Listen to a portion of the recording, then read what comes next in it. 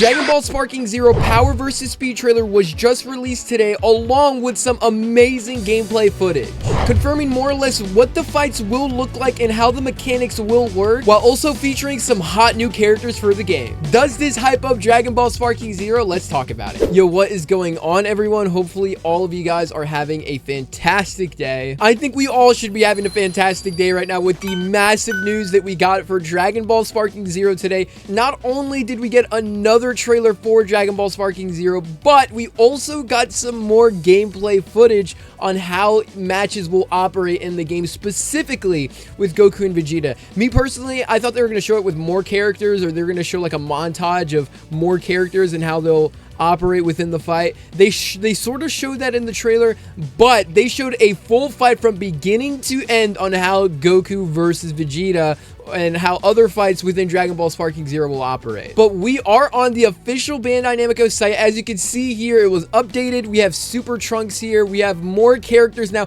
this confuses me. I'm not sure why they're still using this sort of like hexagon. If this isn't a hexagon, please don't roast me in the comments. I think it's a hexagon. Oh my god, if I get that wrong, frick!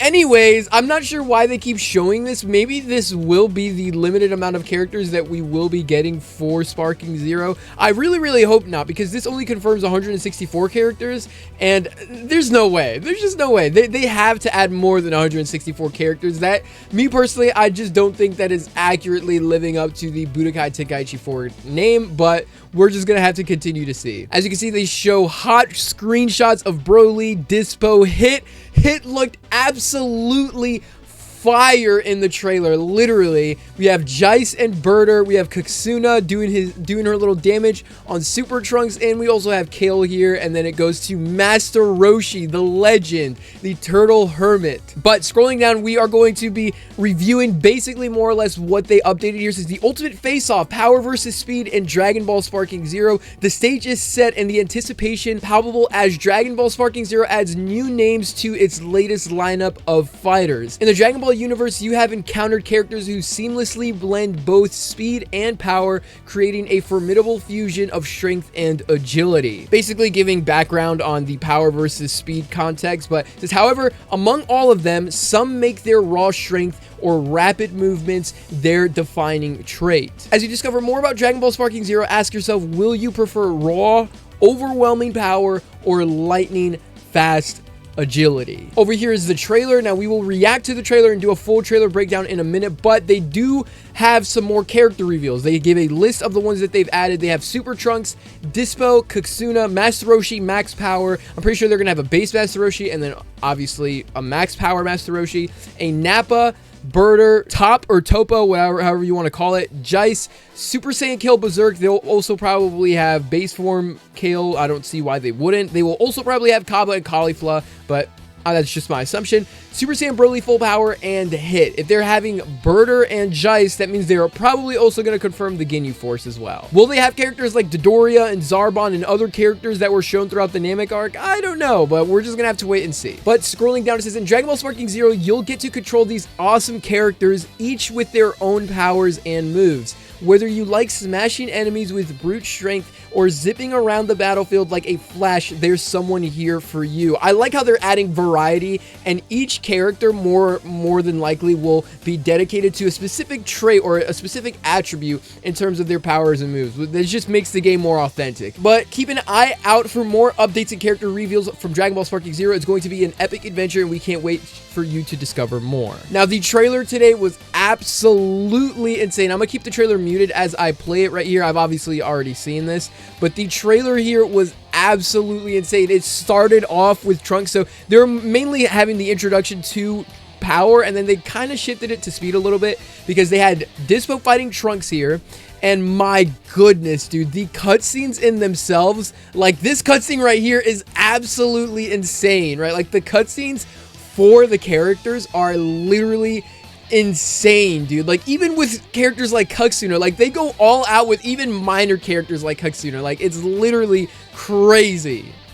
I don't know why, but for me, when I saw Master Roshi, I got so incredibly hyped. I don't know why, but like it's just his introduction to it. And dude, this right here, hang on, we gotta go back. The map, this is West City, by the way. This is West City, and the map looks insane. This looks insane. Literally. This confirms, I think, 3 maps. This confirms the Wasteland map. We also have Planet Namek and the destroyed Planet Namek, and then this also confirms West City. I'm not sure if we get confirmed any other maps. We'll continue playing the trailer. Obviously, we have Nappa here, who is also now confirmed. We have Birder and Jice.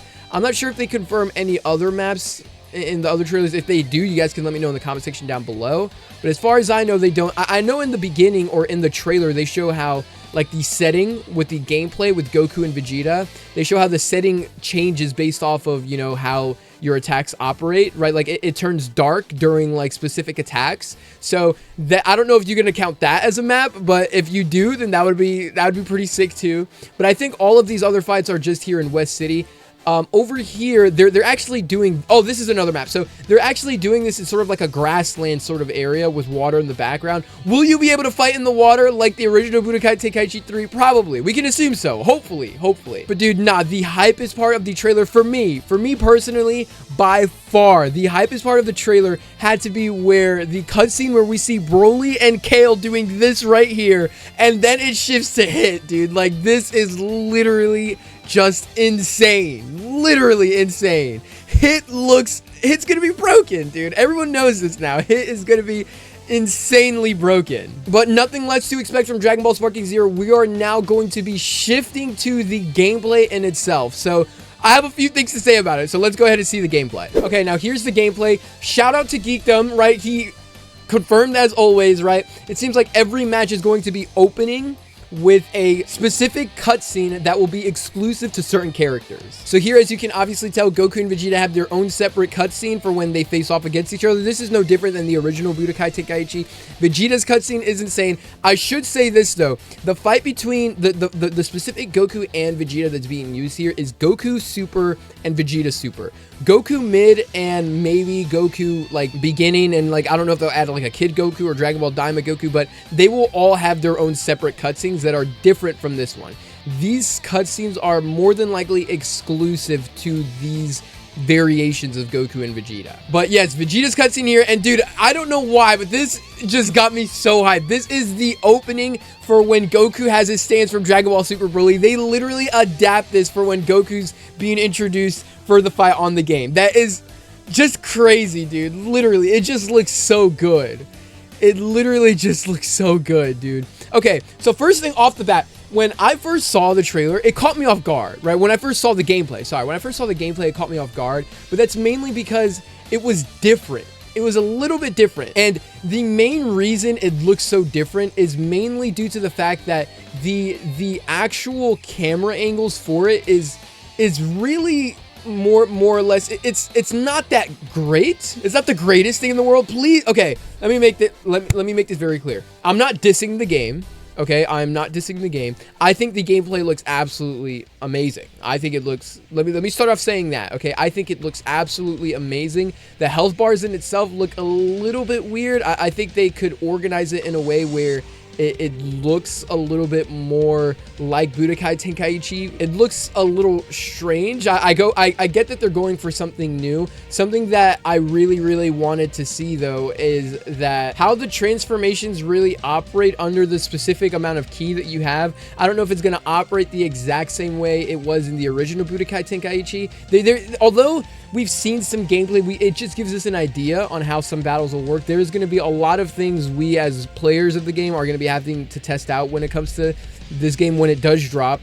But like I said, the camera angles in itself, right, like the camera, the way it follows the character. So I thought this was really good. I thought the way they add more speed to how the characters move around the map, I thought that was really good. But the way the camera angles are, it's just so strange, right? And the way the fighting started off in the beginning, it was like the hits in themselves was not necessarily as proficient as I thought it was going to be, right? It took on more of like a Raging Blast format rather than taking on sort of like an actual Budokai Tenkaichi 3 format. And me personally, I prefer the Budokai Tenkaichi 3 format when it comes to the hits and how the fighting operates.